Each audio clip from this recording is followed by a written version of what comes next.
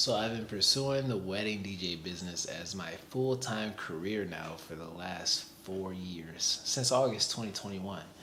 And now at the ripe age at 27, I'm starting a YouTube channel. And I just wanted to talk about a few reasons why that I wanted to start a YouTube channel. First, and the most practical reason out of all the reasons I'm gonna mention, is that I wanted more reach. For the past 2 years, social media has been the biggest way for me to market myself and my guys to book more weddings for us so we can provide for our families. And that's just been with posting mixes like Nick Spinelli on Instagram, Reels, TikTok, and now YouTube Shorts. And so now, hopefully, the long form YouTube channel only propels us further. That's what I'm hoping for. I run a wedding DJ business out of Des Moines, Iowa, and it's like a Midwest company. So like, we have a branch in Des Moines. My dad runs the branch in St. Louis, Missouri. And sometimes we get the opportunities to travel to Minneapolis, Minnesota, Omaha, Nebraska, and other little cities in the Midwest. So hopefully, if we can build strong enough reputations in our areas that we might be able to expand in the future into these other cities and just continue to build the business. So hopefully YouTube will be able to help us achieve that. The second reason why I want to make YouTube channels is to be an inspiration to some of the younger guys that are trying to get into the DJ space. I started my business personally in 2019 when I was 20 years old, and that was going on 7 years now. It's kind of crazy. I'm not lying. But it meant so much for me for guys like Nick Spinelli and Joe Bunn to have channels to be able to show me like what I needed to do. Not what I needed to do, but like what they were doing to be leaders in the industry so that I can at least be inspired to put my own twist on it in my market so that I might be successful and be able to, be a leader in my market, I guess. Question mark. So I hope I can pass the torch along as well and be an inspiration to guys that are coming into the industry that just kind of want some guidance, figure out what gear they should buy, what's quality, what's going to last a while, how they should be performing, how they should MCing, any advice that they might want. I just want to be a resource. That'd be fantastic because the OGs was a resource to me. And before I become an unk, because I ain't an unk yet. I'm just yapping. Oh my goodness.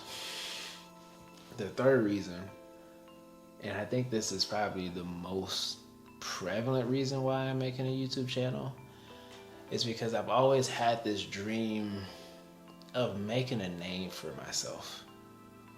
And I kind of can't explain it because it's not fame. I think it's just, I've always just had this ideology of being the best at something. It's story time. Let me give you the backstory.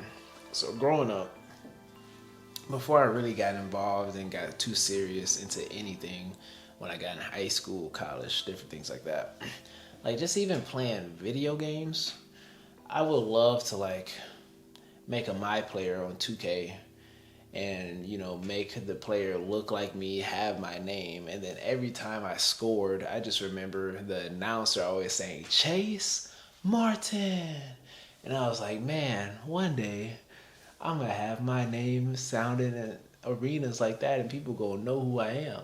And I've always just strived for that. Like, I don't care about nothing else in life. I mean, I love the Lord, my Lord and Savior, Jesus Christ. Most important part of my life, for sure. I love my family as well. That has a picture on the wall right there. That's number two. Strong number two. I love those guys as well. And that's pretty much all I need.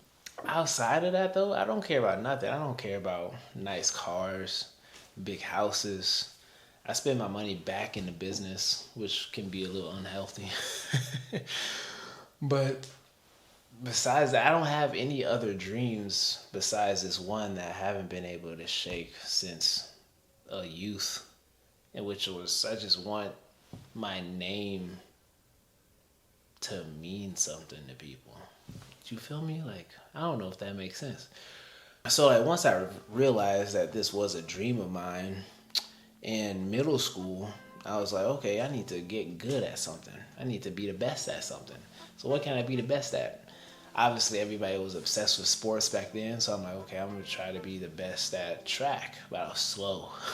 And I realized that I was slow, and I was pissed about it because other people were being the best on my team, pressing all the girls and stuff. So I'm like, what am I gonna do? So I was like, oh, I picked up a shot put one day randomly, and I started throwing, and I started seeing some success at it. I was like, okay, bet, I like this, and I can work on it. So I worked hard as hell on it, and I found some success at it, especially in middle school. When I was in 8th grade, I was doing a lot of AAU track meets and organizations, stuff like that. Qualified for nationals that year, and I won 6th place. I got a medal, and I felt like I'm the 6th best in the country. Like, yeah, this is what I've been dreaming about. But that was short lived because, as you can see, I'm not a big guy, and I was basically this size in 8th grade. So I guess I was a bigger kid in 8th grade, but I stopped growing in high school. So I tried to throw in high school, and I kind of just peaked out. I didn't have the strength to keep progressing in that.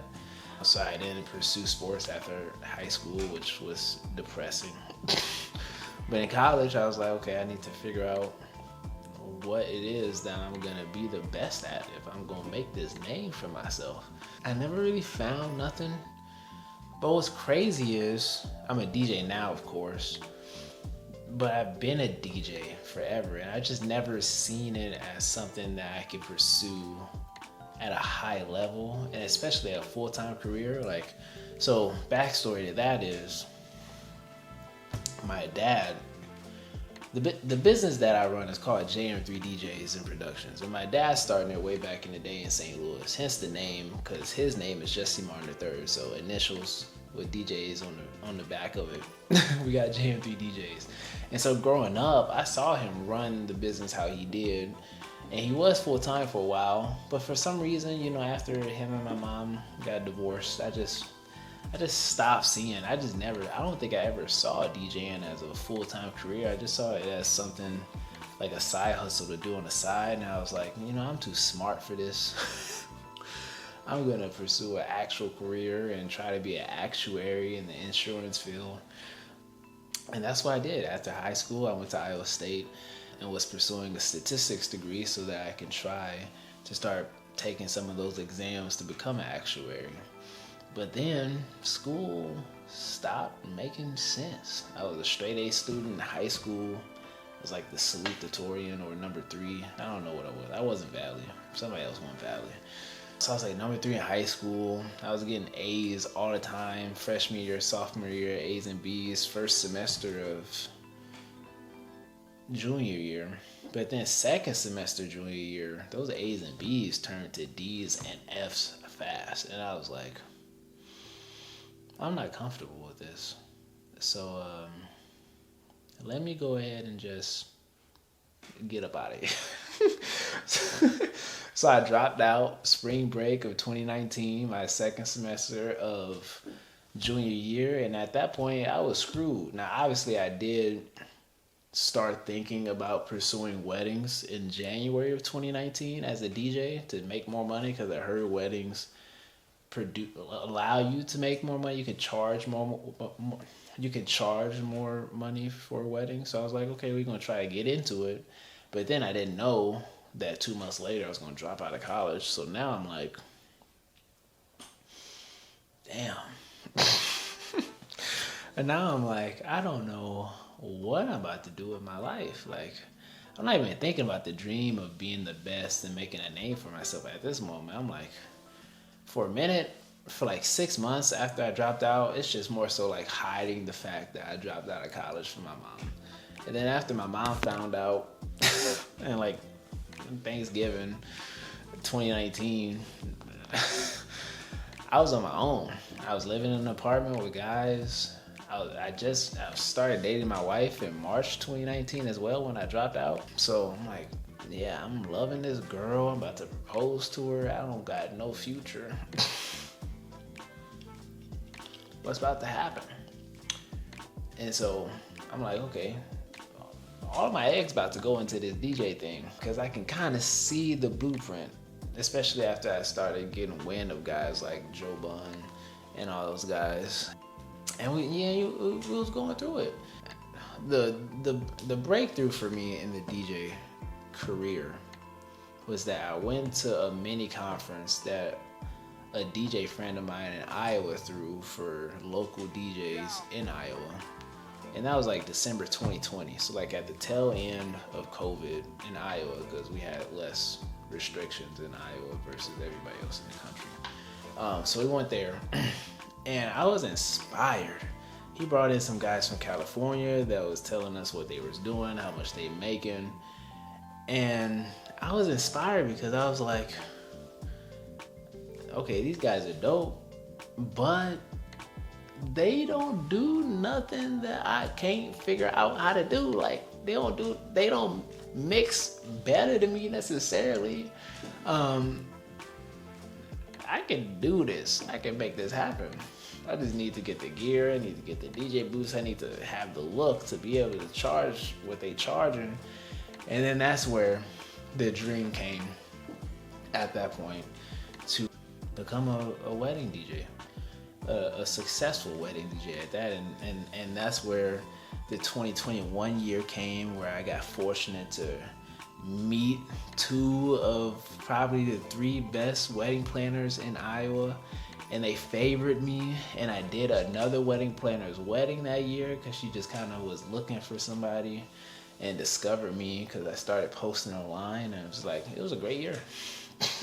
And 2021 was my breakout year, and since then, it's been pretty dope. To come back to what I was talking about originally, I'm sorry for being on a rant. To come back to this dream of making a name for myself. Now I think where I'm at, because obviously I know the priority, the Lord says that I'm his child. That's the most important title that anybody can have on this earth. And then the second most important titles that I can have is the father. No, first, not the father. The husband of Breasia Martin, and then the father of Chase Martin II. But still, at the same time, I'm also pursuing this, trying to find like respect in the industry. I want my name to be known in the country and maybe even the world of wedding DJs. Is that possible?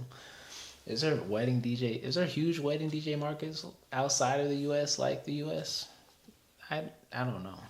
But I want to find out, and I want to put myself out there and speak more at conferences or speak in general at conferences. I've never done that. So I just want to, this is just me yapping, first of all, and me just putting myself out there to see what happens, I guess. Yeah. And also, I kind of want to make DJ friends as well. Like, I got some local guys in town in Des Moines that I love, like Russell, my guy. And of course, everybody on my team that I've trained and they work for me. But yeah, I kind of want some DJ friends around the country that we can kind of Skype and talk to and text and kind of shoot ideas off. Because it's kind of hard to shoot ideas off with people that are in your market. Like, I love Russell and I love Clive. I love all you guys. I love Nick. Please don't be mad at me if I forget to say your name, because there's a lot of y'all. I love y'all. And I want to help you if I can. But there's no way that I'm offering up all the information that I know to you guys or trying to bounce the ideas off. I mean, yeah, is that wrong? I'm yapping. Oh my gosh. End of the day, those are 3 reasons why I wanted to start a YouTube channel. To hopefully grow the business further. To what was the second reason? Oh, to be an inspiration to the young guys that might need some encouragement and some inspiration as they get into the industry. And the third reason is to try to make a name for myself in this world. Yeah. And the slight fourth reason is to make friends, because my wife wants me to have more friends, and I don't have more friends. And I think I'm gonna stop the video now because it started raining. I don't know if that's loud on the mic, but I'm sorry, this has no structure. I'm new to this. Talking to a camera is awkward, and but I appreciate you for sticking around and just watching me yap at you. Thank you.